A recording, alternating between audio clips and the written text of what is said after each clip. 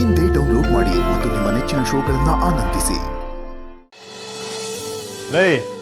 ರಾತ್ರಿ ಅಷ್ಟೊತ್ತಿಗೆ ಎಲ್ಲ ಕೆಲಸ ಆಗೋಗಿರ್ಬೇಕು. ತಂಗಿ ಬಂದು ನೋಡಿದ ತಕ್ಷಣ ಬೇಚ್ ಬಿದ್ದು ಹೊಡ್ಬೇಕು. ಅಡೋ ಬರೀ ಬೆಚ್ಚ ಬೀಳೋದಲ್ಲ, ಹೌದ್ರಿ ಅಲ್ಲಾಡೋಬೇಕು. ಹಂಗ್ ಮಾಡ್ತೀವಿ, ನೋಡ್ತಾ ಇರು. ರೀ, ಇಲ್ಲಿ ಮತ್ತೆ ಸೀಲಿಂಗ್ ಅಲ್ಲೆಲ್ಲ ಬಲೂನ್ ಅನ್ಸೋಣ, ಚೆನ್ನಾಗಿ ಕಾಣುತ್ತೆ. ನಿಮ್ಗೆ ಏನ್ ಅನ್ಸುತ್ತೋ ಅದನ್ನೆಲ್ಲ ಮಾಡಿ.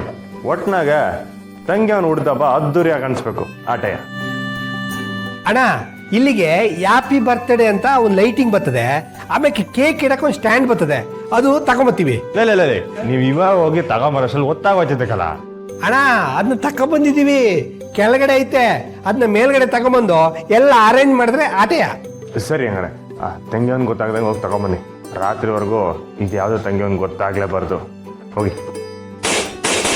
ಮುಗಿಸಿ ಅಣ್ಣ.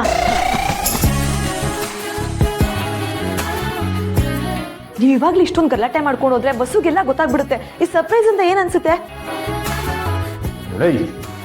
ನೋಡ್ಕೊಂಡು ಹೋಗ್ಲಾ? ಸಾರಿ ಅಣ್ಣ.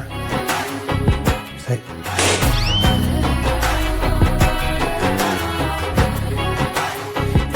ನಾ ಇದನ್ನೆಲ್ಲ ಅನಿಸ್ತೀನಿ.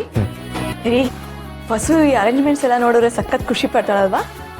ಹೌದು, ಪ್ರತಿ ವರ್ಷ ಹುಡ್ದಬ್ಬಕ್ಕೆ ದೇವಸ್ಥಾನಕ್ಕೆ ಪೂಜೆ ಕೊಟ್ಟು ಅಂದಾನ ಮಾಡಿಸಿದ್ದು. ಈ ವರ್ಷನೇ ಈ ವಿಶೇಷ ಎಲ್ಲ. ನನ್ನ ಮದ್ವೆ ಆದ್ಮೇಲೆ ನಿಮ್ಗೆ ಈ ತರ ಒಳ್ಳೊಳ್ಳೆ ಐಡಿಯಾಗಳು ತಲೆಗೆ ಬರ್ತಿರೋದು ಅಲ್ವಾ? ನನಗೆ ಗೊತ್ತು. ರೀ, ಸ್ವಲ್ಪ ಟೇಪ್ ಕೊಡಿ. ಏನು ಹೇಳಿ ಬಿಲ್ಡಪ್ ತಗೋಬೇಡಿ. ಚಂದ್ರಬಾಬು ಸಾನಿಧ್ಯ ಆದ್ಮೇಲೆ ಊರಿಗೆ ಬರ್ತಾರಲ್ಲ, ಅದಕ್ಕೆ ವಿಶೇಷ ಎಲ್ಲ. ಸರಿ, ಟೇಪ್ ಕೊಡಿ. ತಂಗಿ ಅವನಿಗೆ ಭಾವ ಅಂದ್ರೆ ಪಿರಾಣ, ಜೊತೆಗೆ ಹುಡ್ದವ ಬೇರೆ ಬಂದೈತೆ. ಅದಕ್ಕೆ ನಾನು ತಂಗಿ ಅವ ಡಬಲ್ ಖುಷಿ ಪಡ್ಲಿ ಅಂತ ಇದೆಲ್ಲ ಮಾಡ್ತಾರೋದು.